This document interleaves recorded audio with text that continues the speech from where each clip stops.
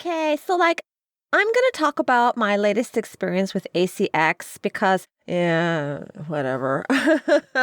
Yeah, so it's been a while since I did a voice acting update in my journey into voice acting.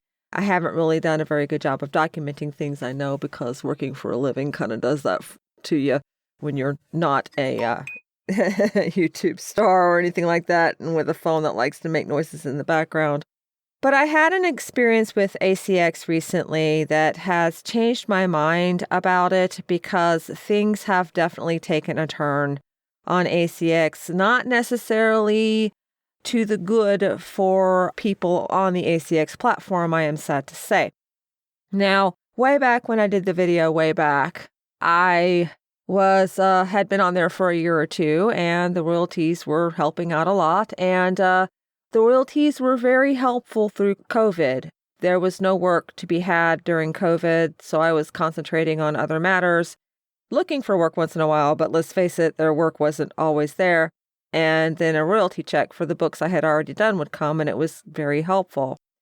But there was always this problem on ACX, but lately it's a very big problem on ACX, and that is of fraudulent book claims, so that you've got people that are coming into ACX and they are claiming that they have the rights to a book that happens to be in the Amazon/ACX lineup, having people produce them. And you would do that, and sometimes the book would go out, and you might even collect some royalties. But more oftentimes than not, the book will get flagged before you're finished, and so you've done a lot of work for nothing. So here I am bebopping along, working on a book. I go to log in the next day for the day's work, and the project's just gone with no explanation. This recently happened to me with a book, and I'm going to tell you the book because I'm not under a legal obligation not to. I was going to do Perception Deception 2, Part 2 by David Icke. I know that he is the most controversial man alive, but the material was interesting, and it's a lot better than reading technical manuals about how to put a TV together. Definitely. And I happen to like fringe material for reading. Maybe it's from growing up listening to Mr. Spock narrate all of those documentaries. I don't know. But something was really hinky about the job as I was working on it. The PDF that was delivered to me was marked by a website that when I backtracked, it was one of those websites that steals books and puts them out for free because intellectual property should be free, or because they want to make money off of it, take your pick.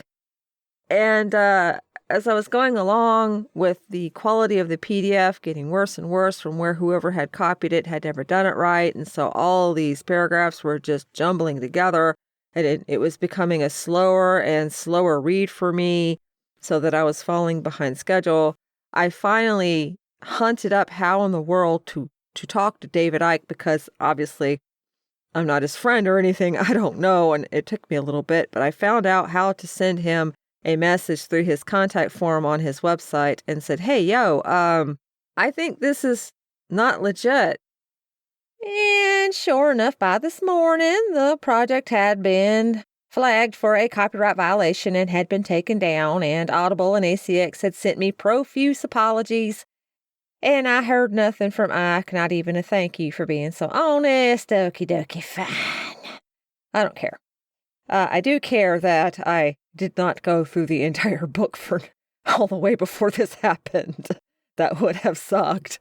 So I did some research, and it's apparently a problem to the point that on a Reddit forum dedicated to ACX, people are complaining that they go in and they can see over 100 books that are clearly fraudulent books, and that although, ACX and Audible are not responsible for your content, which is nice that you've got control, there has to be something done because that's a lot of books and there are a lot of narrators who are getting taken advantage of.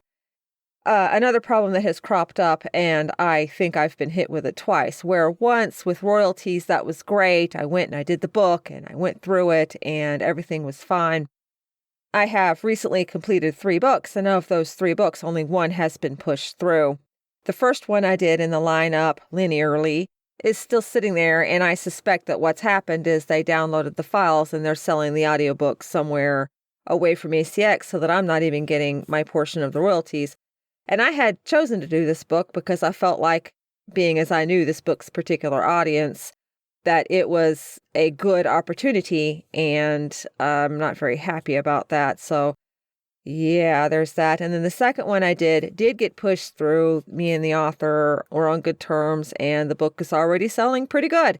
So that's good. And then the third book is just sitting in limbo as well. And the third book is based from an author out of Africa. So if he downloaded it and is selling it elsewhere, there's really nothing I can do. This is the first time that I've been having this particular problem, so I looked it up, and that too is a growing issue where people are coming in and even with the books that are supposed to be paying the narrator without royalties, they're shafting the narrator, downloading the book, and then you're finding it on other platforms. Now, in my case, royalties, that's a bigger gamble, because with the other way, the narrators can demand to get paid before they hit unfinished. But this is an issue, and I have decided that ACX is no longer a viable platform for me. It's just not a viable platform anymore. It was way back when I made that other video, and now I'm just like, okay, no, I do not have time to go chasing a bunch of dishonest people, or, as I like to friendly put it, dickheads. So I've decided to revisit, and I have been wanting to do this for a while, in what I consider a step up in my progression, and I have once again went back to Fiverr. I don't have an opinion about Fiverr.com at this time. My opinion of working with ACX right now is pretty low. I had opened a Fiverr gig 4 or 5 years ago. I don't know, it was a long time ago. And I had it open for like a couple of days, even had a couple of inquiries and was starting to see something. And then I got sick for a couple of days. Well, I didn't have any messages or anything, so I didn't feel like anything was wrong while I was lying in bed being miserable. I come back and my gig had been taken down, and Fiverr was questioning my experience and wanting me to prove that I was in voice acting. That was many years ago. So as far as how I feel about Fiverr itself, when it comes to buying, I'm actually not a 100% gold. I have had a client cancel what I purchased with them when it came to promoting a book. And when I looked at her profile, I realized, and also, by the way, she phrased the way she canceled, I wasn't the right background for her, shall we put it nicely. So I've learned to be really selective with who I purchase from that experience, because that just wasn't cool. I'm not going to go into more than that. Just know that it was very obvious that this was a biased decision on her part. There's another time that a person who I purchased a gig for just kind of disappeared and never completed the gig. So my opinion of Fiverr on the whole is not a perfect 100 stars. How wonderful! Woohoo! And clearly my experience selling with them is complete unhappy smiley faces.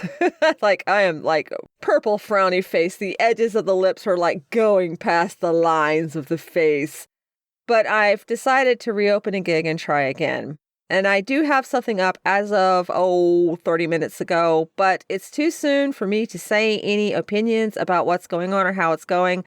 I'm actually still in the research phase of how to do better. I feel like the gig itself could handle a bit more looks to it, but I did want to go ahead and get it started because I do have to like pay bills. So I'll be polishing that out, and that's where I stand. So, what is the point of this audio? Because I can. Because I'm bored.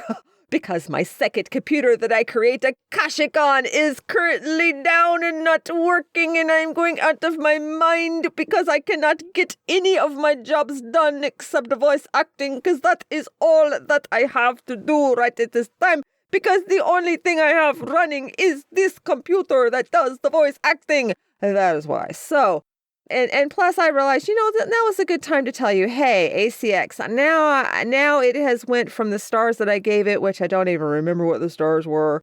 I'll give it 1, 2 stars. You have to really be careful treading ACX now. If you're still doing ACX, look at the gigs carefully. If the rights holder and the name of the book don't match, research it. If something's hinky, research it.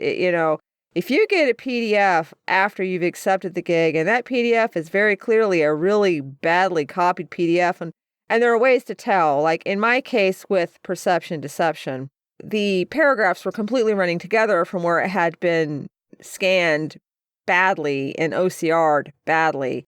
I do believe I said that the book was marked from a place that steals and distributes books. Yeah, the name of the book, the file name was actually Perception Deception parentheses and the website's address. That's how I was able to track it back. Yeah, you better believe I reported that.